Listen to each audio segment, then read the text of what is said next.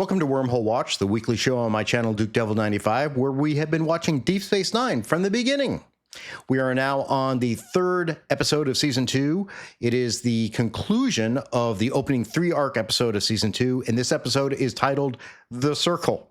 Commander Sisko and a skeleton crew try to prevent the Circle from taking control of Deep Space Nine. Meanwhile, Major Kira and Lieutenant Dax engage on their own mission to try to bring proof to the Bajoran government that the Circle is actually being funded and supplied by the Cardassians. This wraps up the opening of the 3-episode arc that starts Season 2. And unfortunately, during our watch, we are down a member of our ops crew. Yes, JHitman, our favorite Cardassian sympathizer / apologist, was unable to join us. It is likely he was recalled to Cardassia Prime to receive new instructions regarding work fairs on Bajor. Regardless, we're still here to watch, but don't just watch us. Go watch the show yourself. You can find Star Trek Deep Space Nine on various platforms and in physical media, wherever you can locate it. Before we get started, don't forget, please like, subscribe, and share this channel. And as always, watch good Star Trek. My God, they're going into the wormhole at full impulse.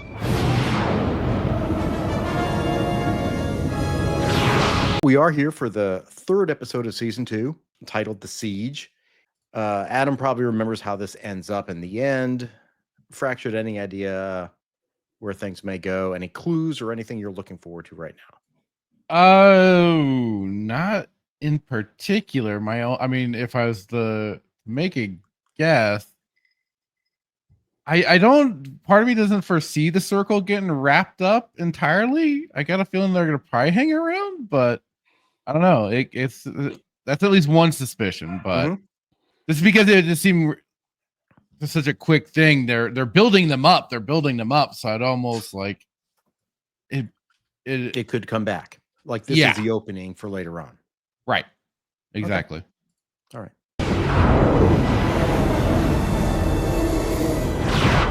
We'll be trying to delay the takeover of the station as long as possible.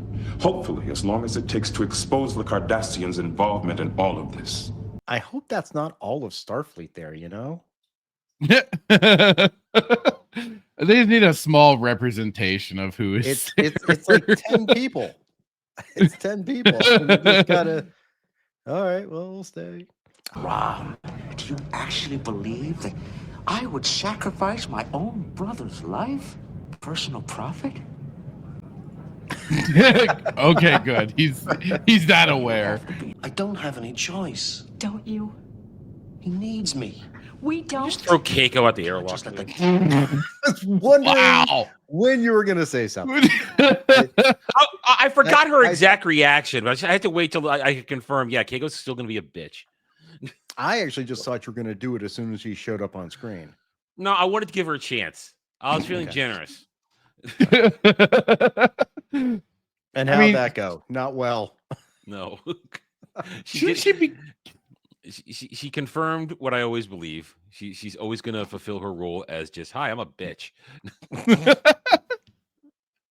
Yes, Tobin Dax, my second host.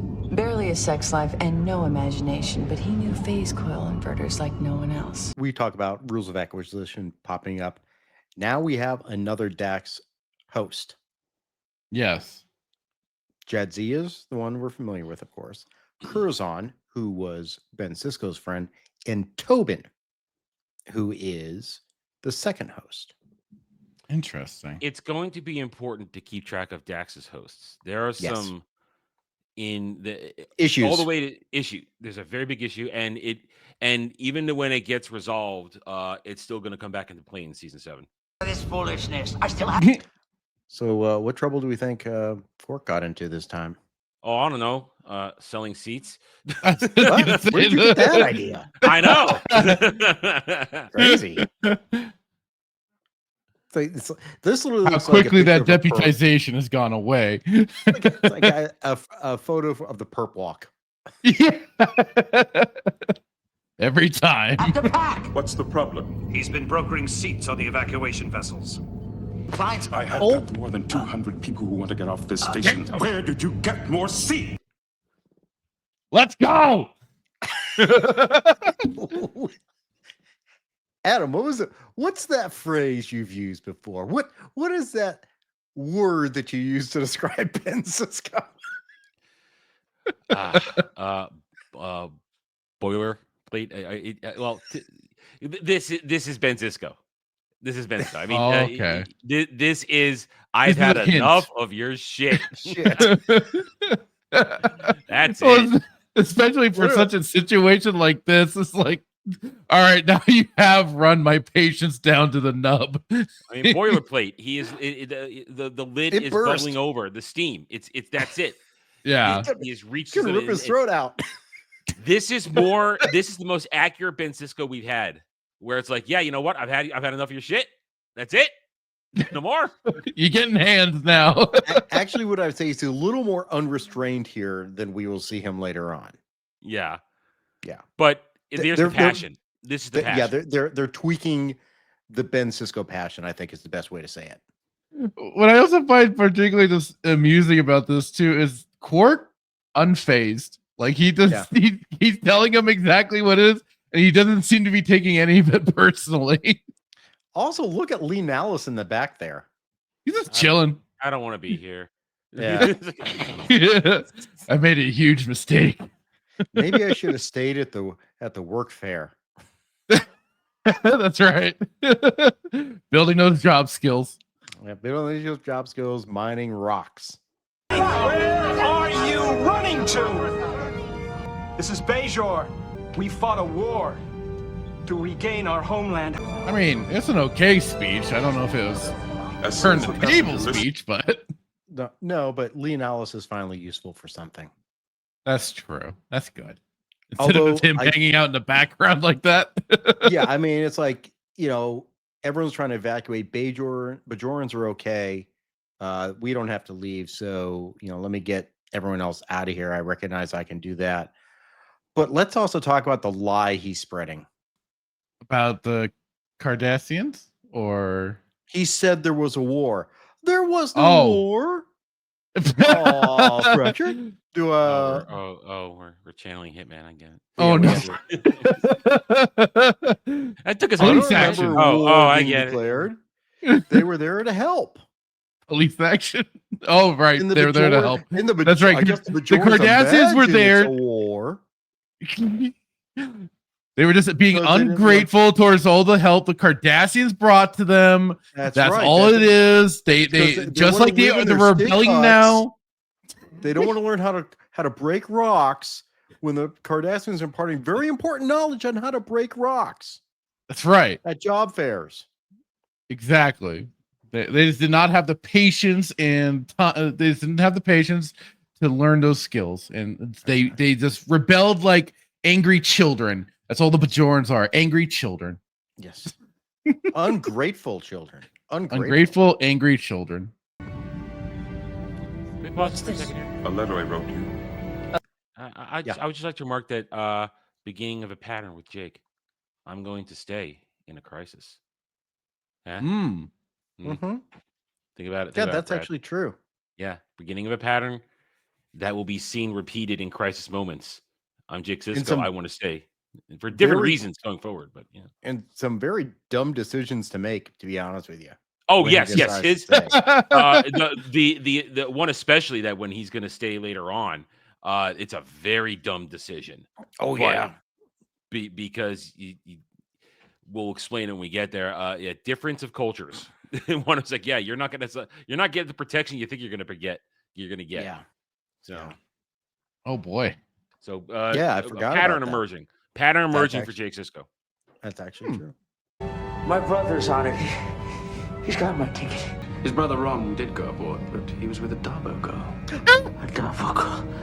Oh no! You sold your seat. No, you don't understand.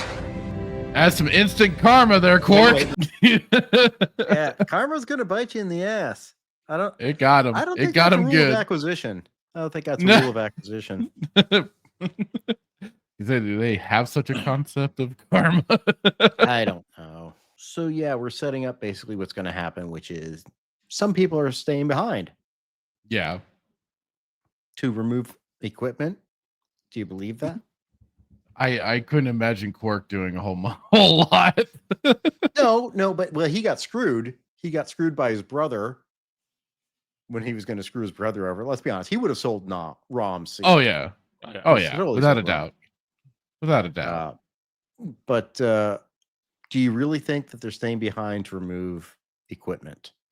No, they're getting ready for some form of like it's in the title of the episode, Siege. They're gonna it's gonna be a battle. Yeah. And that's what they're preparing for. Mm-hmm. The most strategic position in the entire sector. Had I been Federation commander, I would not have abandoned it so easily. FYI, I believe that actor's name is Stephen Macht, Macht, and he actually tried out for the role of Picard. Oh, really? Oh, really? I think he tried out for Picard, if I recall correctly. So he was interesting. Yeah. And of course, we have Steven Weber there, who at the time was on Wings. Yeah, I instantly recognized him. Yeah. Obviously, he's older, not the younger flaky brother, I think he was. Yeah, because Tim Daly was the uptight by the books, by the rules, sort of by the book brother. Yeah. Can't tolerate the oh, whoa, what's that? Is that a spider or a dog? Polatu. The Bajoran wombs are full. What was it? That's a big ass spider. Let's back that up a second. Hold on. You watch it again. Is that a spider or a dog? Polatu. The Bajoran. So bad. Look at it. Not their best creature effect. No. Oh, this is 32 years ago. True. This is true. It's like they just got like a little. I don't even know like what. Maybe it is a dog in a spider suit. Bajor has been waiting for a leader like you. Leaders like us. Those two just make the creepiest couple. It's. I do get like prequel vibes off of Jaro a little bit, especially with the way he's shot in the dark light and the voice. You know, a little Palpatine-esque. Oh yeah. But of course, you know, Vedic electrocution, electrotherapy. Yeah. Yeah. It's a match made in hell. Because I understand military tactics. Can we pause again? The baseball. The baseball. That is a symbol of Sisko's intentions. That I think this is the first time we're going to see that symbol right there of the baseball is left there and it means something. Season. Yeah. It's like, let's just say the baseball there means he plans on coming back to take his office. Yeah. If he leaves his baseball literally, it's MacArthur-esque. I shall return. Yeah. Or we could go with a little more, modern sensibility as opposed to military. I'll be back. Okay. Yeah. You're keeping my seat. I understood that reference. That's my office. Yeah. That's my chair. You can keep it warm, but I'm coming back for my baseball. Yeah, exactly. Miracle of science, these little combat rations. You can thank Chief of Operations Miles O'Brien for your repast this afternoon. Oh, you haven't made any friends here, Chief. Selling them out. Oh god! I'm on the chief. Yep. Bashir's face. Not looking too happy about it. Stand by. There's a patrol approaching. I'll get back to you in a minute. I want us to realize how deadly Odo is in this kind of a situation. Yeah, we're about to see this. Yeah. Ooh. Yeah. What? Just wait. All right. Is about to begin a search of the cargo. Holy shit! That was the closest to me. Yeah, he was the wall. He was the fucking wall. Oh my! Oh yeah, boy! Just keep that in mind going forward for the future. Oh no!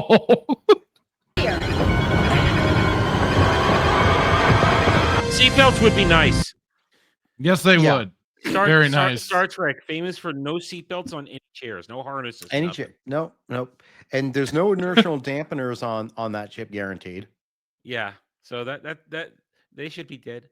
At least they brought that up in Next Gen. They said they have inertial dampeners, so they have a little bit of the rock, but not like they did in the original series. Would ever be where they're flying around. all over it. Yeah. One of the Ferengi's hollow suites is in use.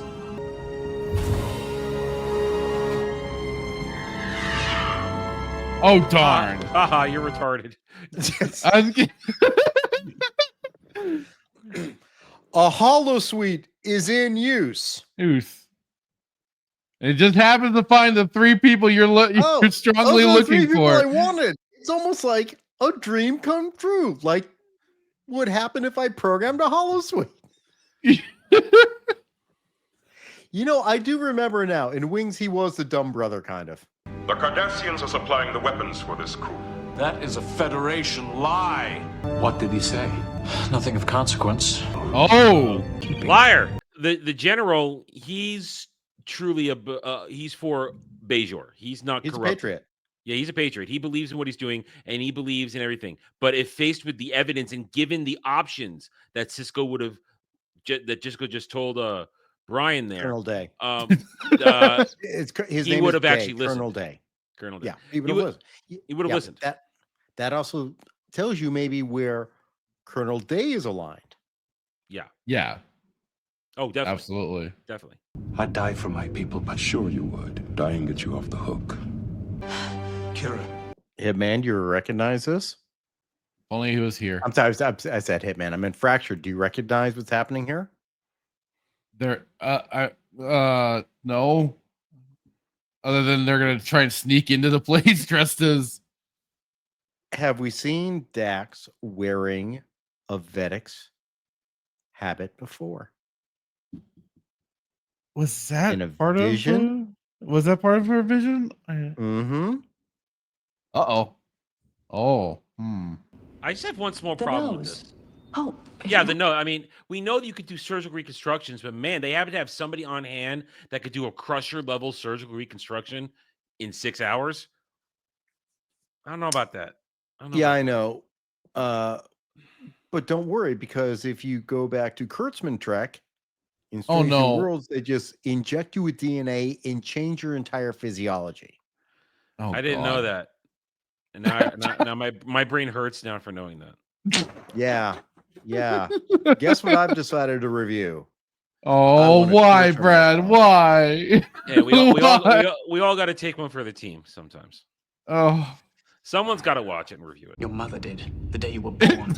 He did that fast. Son of a Ferengi's mother. Rule of acquisition number 31. Oh. We keep saying Moogie. They don't know what the fuck we're saying. I know. We're just making it weird. Moogie. Moogie. I literally sound drunk. We sound drunk. That'll make sense. I'll look forward to finding out. Please don't resist, General. My name is Lee Nollis. What is this blasphemy? What is blasphemy in the Council of Ministers?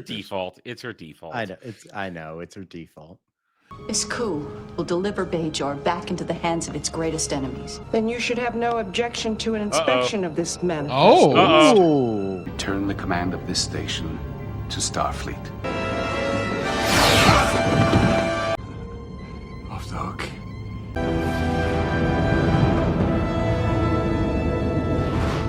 All right, guys, let's talk about this episode. Okay. The Siege, which is the conclusion of our opening 3-episode arc of season 2, involving the Circle and a lot of Bajoran politics. We could pretend to ask Hitman if he'd like to go first, and then he'd have first Fractured. But Fractured,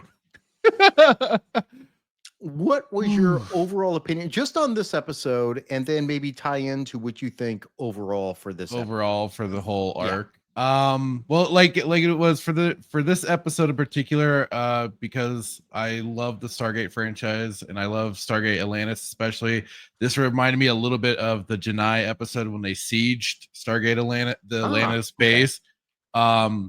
Except we didn't get a Colonel Shepard murking everybody, but this was at least in the style for Starfleet and how they like to handle things and stuff. And Sisko was, he didn't want to start an international incident, whereas the Atlantis crew were fine doing whatever the hell they damn well pleased. You think about it like this: the Bajorans are not enemies to Sisko, so he's not going to treat them like an enemy. No, that's better put than what. Yeah.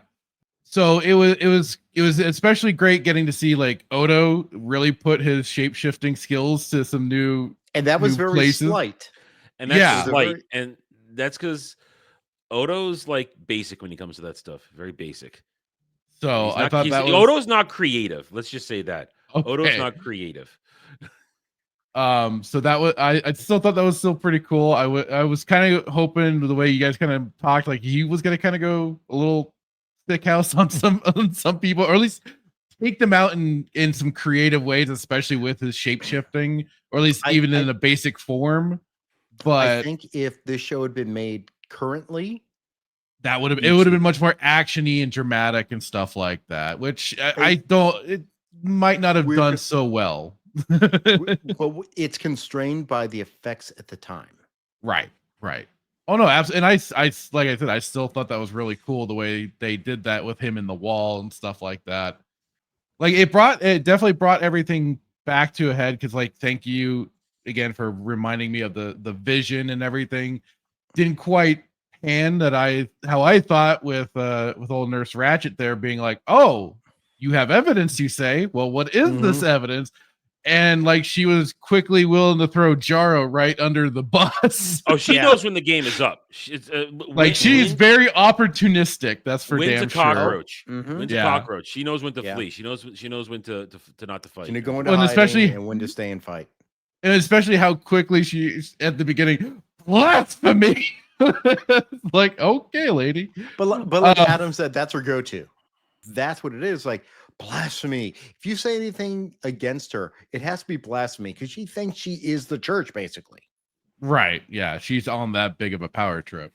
But I'm noticing the pattern too that they are pairing up people as kind of always the away mission people. This time it's been a continued thing of Kira and Dax. They seem to get to hang out a lot. I don't know how that's going to develop later on. I'm curious more of like all the different hosts that Dax has been a part of, just like what that's going to add more to all of this and her personality. Well, don't forget, she wasn't always Starfleet.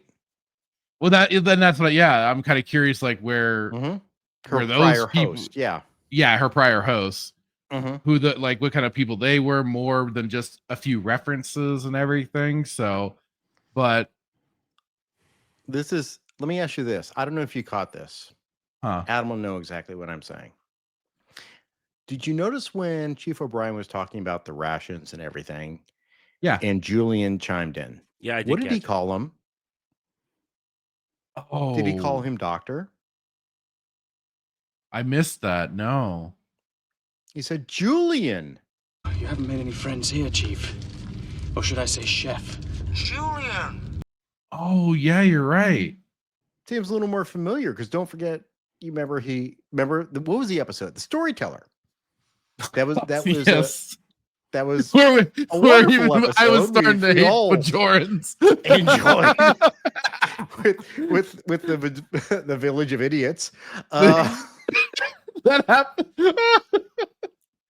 Yep. Okay. Yeah. Remember, Julian Bashir is like, call me Julian, and she's like, and then at the end he's like, you could call me doctor. Yeah, he but so is it more out of familiarity, or is it because like he's like, you know what, just call me doctor, and he does it now just to get under his skin just a little bit? That's a question, isn't it?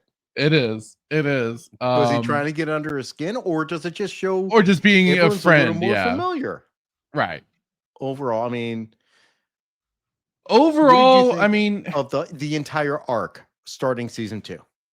I mean, overall, I thought it was a great arc. It was definitely like it washed the bad taste out of some of the episodes from season 1 for sure. And this is where it just really pulls you in with it. getting into more of the little squabbles and politics, even with the Bajorans that are happening. All of that, all those little kind of Game of Thrones-esque, political maneuverings. But like you said, some of that stuff was very, even though this predated the prequels, like very Attack of the Clones and stuff, like the lighting and the way they presented. Oh God, I keep missplit Jaro. And an old Nurse Ratchet there. But I mean, good. I mean, all around solid 3 arc. But I felt like the ending just kind of went abrupt. Okay. Like when it was just them in the bar, like we didn't get quite the conclusion of, does Jaro get his comeuppance with the evidence and stuff like that. It just kind of was like peaking, and then just kind of dropped, and we're like, conclusion. There you go, to move into the later episode, the next episode, which I'm guessing will either be another story episode or might be filler episode. So otherwise, like it was, we got to see the conclusion of kind of her vision, but taking some different turns, perhaps without the naked time. So yeah, we didn't get the naked part of the vision yet, but we got the that comes later. Okay. I don't know, does it? I don't know. Not all visions come true. That's true. Future Adam. Always in motion. It is. Yes. Major Adam. Yes. Overall opinion of this episode and how you thought it wrapped up the entire arc. Oh, I think it definitely wraps up the arc as a set piece quite nicely. I mean, Fracture has a point. There are a couple loose ends, and they don't always all get tied up. But it, with foresight, some of it is kind of inconsequential moving forward. I mean, Bajor's, outside of the competition for Kai, Bajor's political nonsense is kind of going to be brushed aside for just about ever.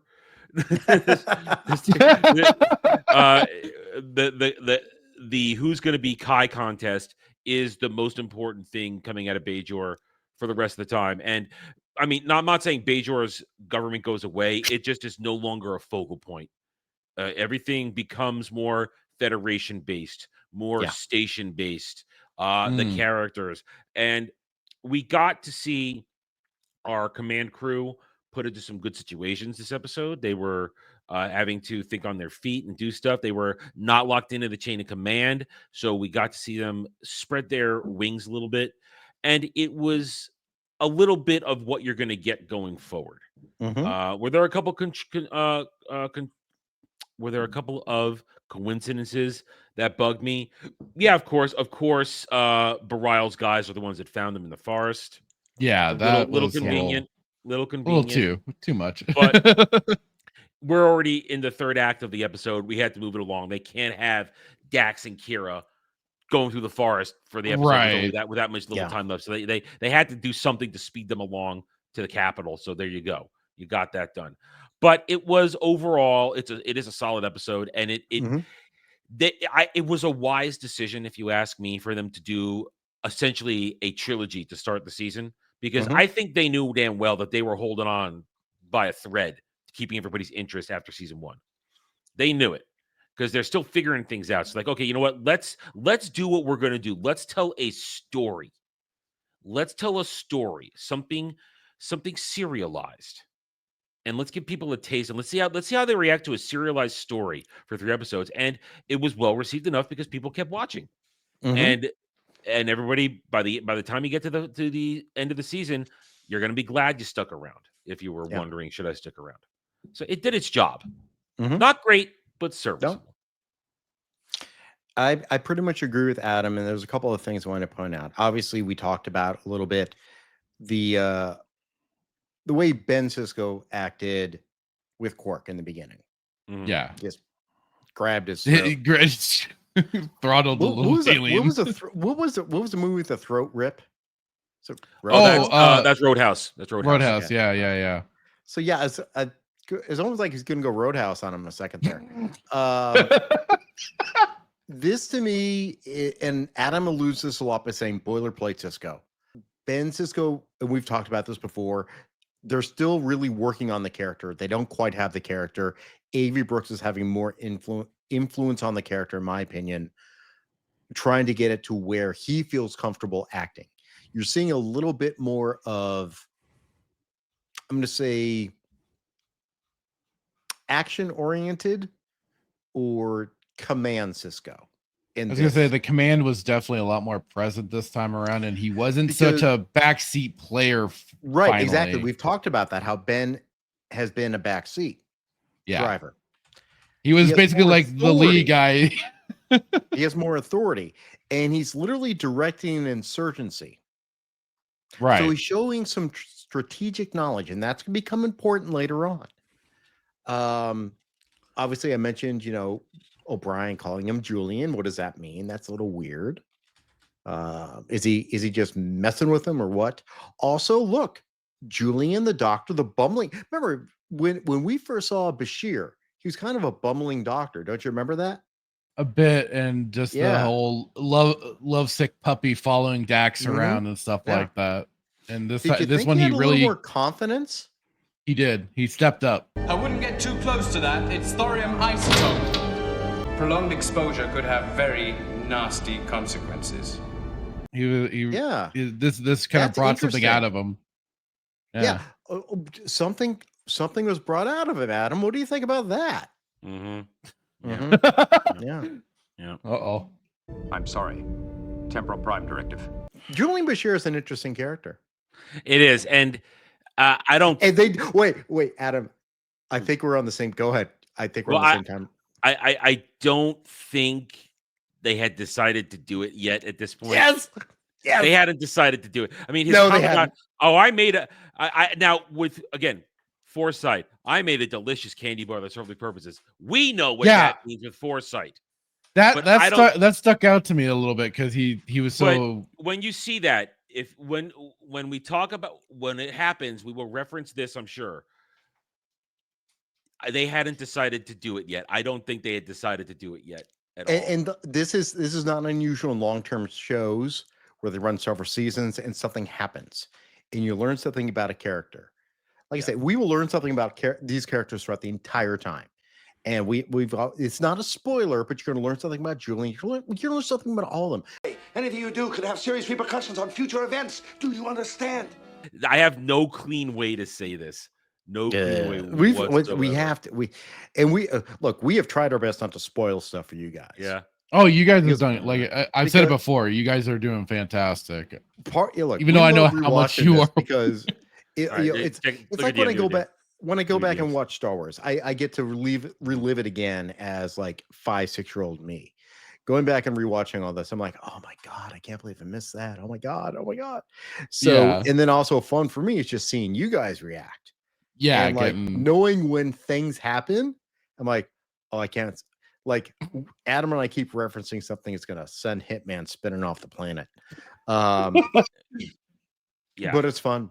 It's fun. And I just DM what I'm talking about. Something that I'm so looking forward to dissecting concerning Julian when it happens. So I just said 2 words to you in the DM. But bringing it back just to this episode, I thought this was a good episode overall.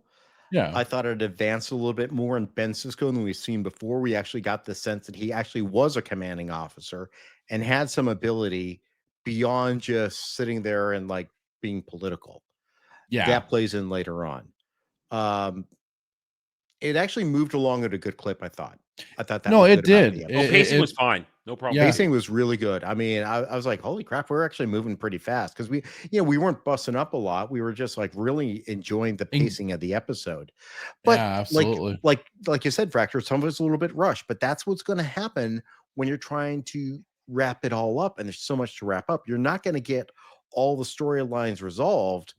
True. It's just going to be, okay, well, the Circle got defeated. I guess we can presume that Jaro went to a tribunal or something, and they found out military prison or something like that. We never hear of Jaro. So what I predicted at the beginning is just gone. Yeah, don't worry about that. Yeah. Okay. But you know what? That's why I asked you, because I knew what it's. No, I know. I want to see what you thought. So right. So yeah, for me, this was. I think it wrapped it up well. I thought it wrapped it up well, but I have some issues overall with the story. Like you said, a lot of convenience with like, oh, Boreal's people found them. Yeah, and then woken up and she's completely healed now. Let's go. Well, does anyone else have anything to talk about for this episode? No, I'm good. Okay. Yeah, I'm good too. All right. Well, anyone want to head to courts and put some money on the Dabo table? Let's do it. Give her a spin. One time on the house. All right. Fractured, how many bars of Latin are you throwing on this episode?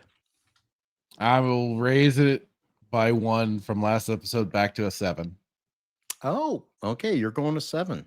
Okay. I'm going to 7. So I almost was going to push it to an 8, but I just for me the ending just kind of sealed it, and I was like, nah, I can't go that high.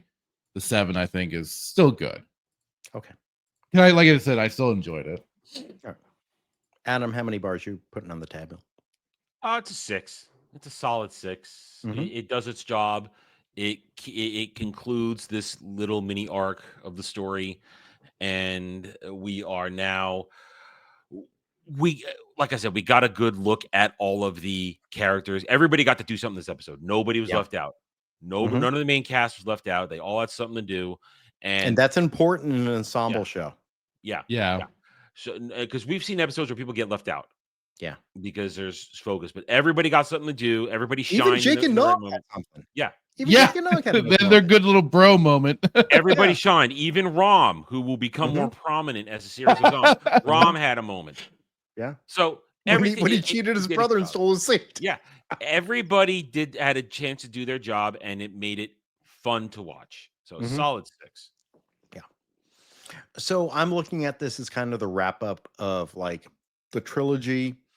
Right. And I think back to other trilogies or other like, shows that had a cliffhanger sort of thing. So, I'm thinking like original series, Star Wars, how they wrapped up the Avengers, the Infinity Saga. Jedi, there's only one Jedi. It's called Return of the Jedi. Last Jedi does not count. Endgame, they were serviceable, weren't great. And that's kind of how I look at this too. So I'm with Adam. I'm with a 6 on this episode. I think it did the job that was needed. I think it added a little bit to the characters, but I think it was lacking overall and just like the kind of oomph, like the strong climactic punch. It kind of like Fracture said, it just kind of ended. Like it was like, oh, here's the evidence, blah. So, maybe more of an action set would have done better, but I don't know at this point with DS9. They weren't quite there. So for the story they were telling, I think they wrapped it up well. And that's why I'm consistent with the last episode. It's about a 6 for me.